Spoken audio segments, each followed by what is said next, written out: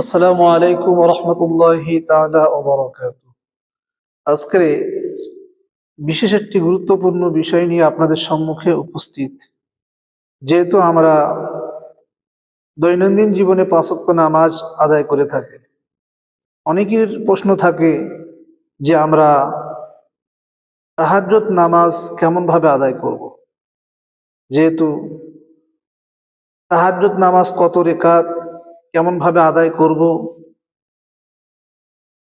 এবং রাসূল পাক সাল্লাল্লাহু তাআলা আলাইহি সাল্লাম কত রেকাত পর্যন্ত তাহাজ্জুদ নামাজ আদায় করেছেন, এ বিষয়ে আমাদের নানা রকম প্রশ্ন থাকে।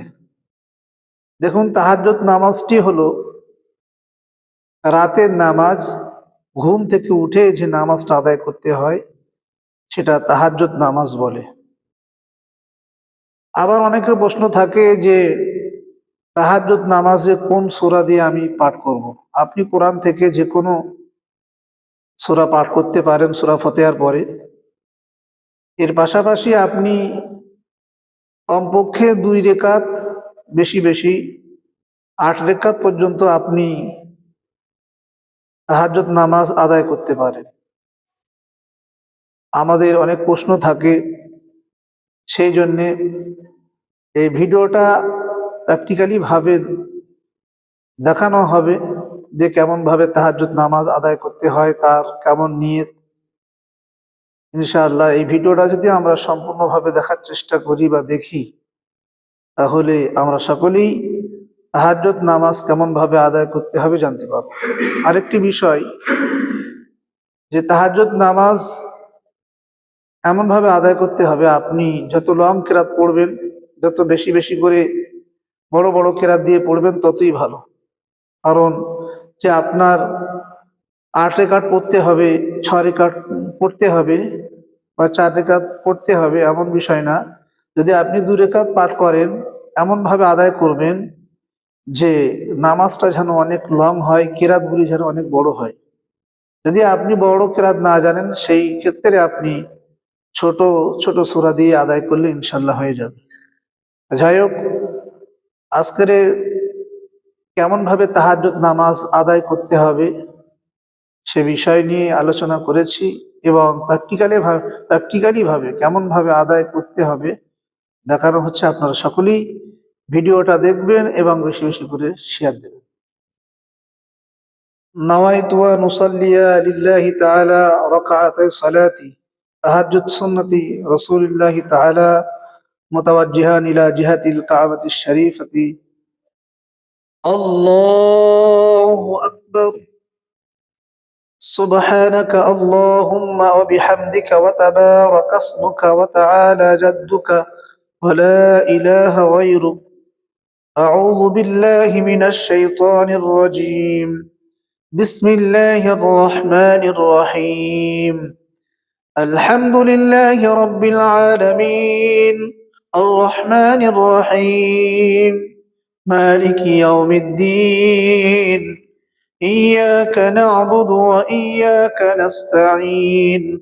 اهدنا الصراط المستقيم صراط الذين أنعمت عليهم غير المغضوب عليهم ولا الضالين.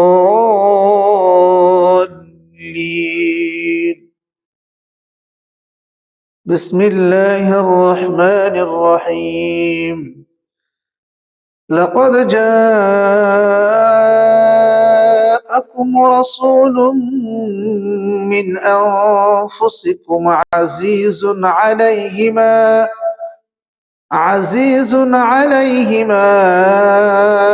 أنتم حريص عليكم بالمؤمنين رؤوف رحيم.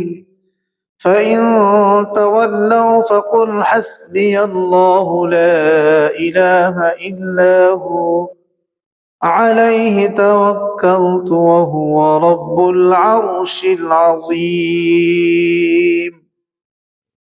الله أكبر.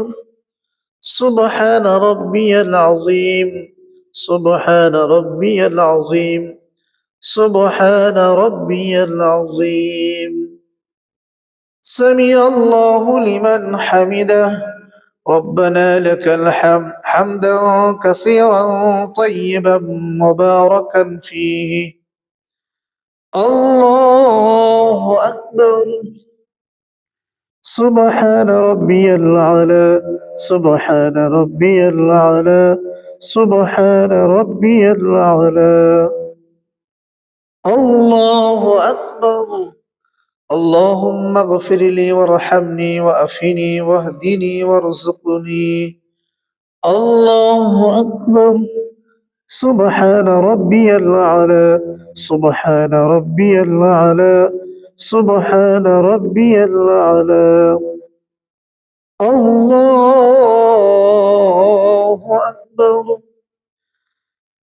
بسم الله الرحمن الرحيم.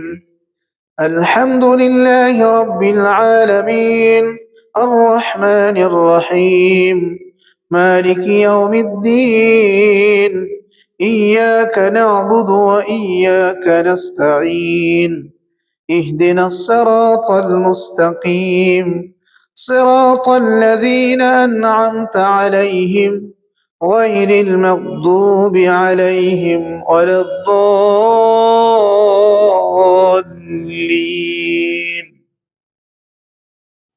بسم الله الرحمن الرحيم. إذا جاء نصر الله والفتح ورأيت الناس يدخلون في دين الله أفواجا فسبح بحمد ربك واستغفره إنه كان توابا. الله أكبر. سبحان ربي العظيم.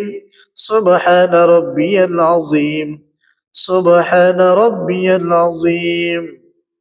سمع الله لمن حمده ربنا لك الحمد حمدا كثيرا طيبا مباركا فيه. الله أكبر. سبحان ربي الأعلى. سبحان ربي الأعلى. سبحان ربي الأعلى. الله أكبر. اللهم اغفر لي وارحمني وأفني واهدني وارزقني. الله أكبر.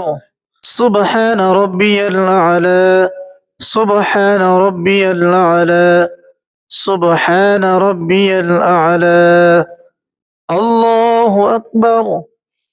التحيات لله والصلوات والطيبات. السلام عليك أيها النبي ورحمة الله وبركاته.